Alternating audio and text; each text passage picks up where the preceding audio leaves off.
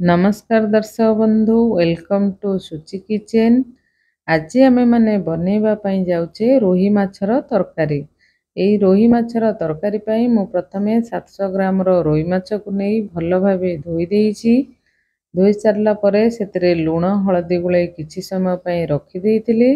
वर्तमान एथिरे दरकार होतिबा मसला गुड़िक होछि गोटे बड़ साइज रो पियाज को नहीं छोट छोट करी काटि देइछि। 3 रु 4 चमच अदा रसुण पेस्ट, गोटे बड़ साइज रो टमाटो को छोट छोट करी काटि देइछि एवं आवश्यक अनुसार सोरिष तेल एवं गुंड मसला नैछि। प्रथमे स्वाद अनुसार लूण, हलदी गुंड, लंका गुंड, गरम मसला, कसूरी मेथी एवं 2टी तेजपत्र। याकु नै आमे बनैबा माछ तरकारी। प्रथमे आमे गैस रे कड़ाई को बसैबा। कड़ाईटी भल भाबे गरम ही गला परे सेथिरे आमे सोरिष तेल दबा। माछ तरकारीटी सोरिष तेल रे भल लागि थाए, सेति पई आमे तरकारीटी सोरिष तेल रे करिबा। प्रथमे भल भाबे तेलटी गरम ही गला परे आमे माछ को पकेइबा।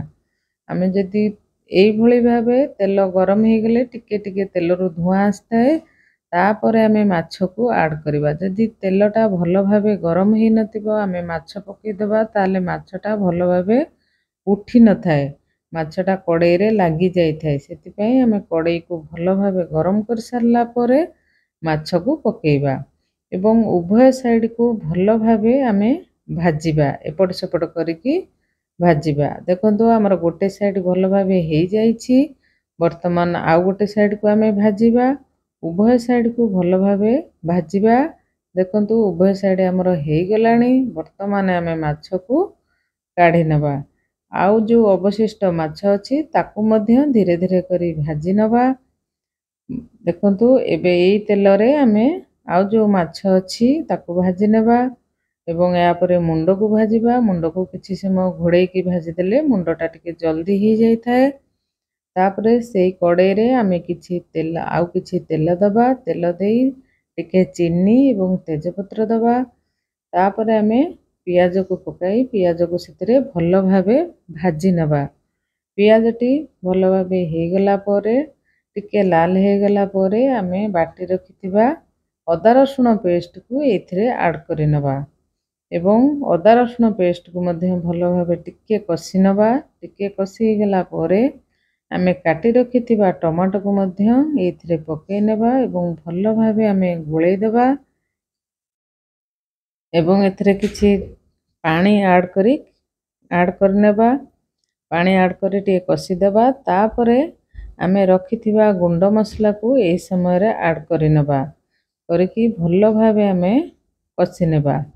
किछि समय कसी सारला परे आमे टिके घोड़ेई देबा। घोड़ेई देले हमर टमाटा बहुत जल्दी हे जाय थाए एवं सिझी जाय थाए। मसलाटी मध्य जल्दी हे जाय। वर्तमान हमर मसलाटा हे आसलानी। एई भली भाबे भल भाबे टिके चापी चापी कसी देले जल्दी मसलाटी हे जाय थाए। वर्तमान हमर मसलाटी हे आसलानी। एई समय रे आमे रखिथिबा कसूरी मेथी को ऐड कर दबा। कसूरी मेथी आपण चाहिले तरकारी रो शेष रे मध्य पकेई परिबे। मु किछि समय पूर्वरु टिके कसी देई थाए एवं धनिया पाउडर मध्य एई समय रे ऐड कर देली एवं गोटे पात्र रे मु पानी फुटेई थिली। सेई फुटा पानी को ए कड़ाई रे मध्य ऐड कर नेली। पानीटी भल भाबे तरकारीटी फुटी गले आमे भाजी रखिथिबा माछ को एई समय रे देई देबा एवं माछ को 5 रु 6 मिनिट पई फुटेई नबा। वर्तमान हमर तरकारीटी हे जाईछि। आमे गोटे जगह काढी नेबा। आपण मन जदि मो चैनल रे नुआ थांती ताहले लाइक शेयर सब्सक्राइब निश्चय कर।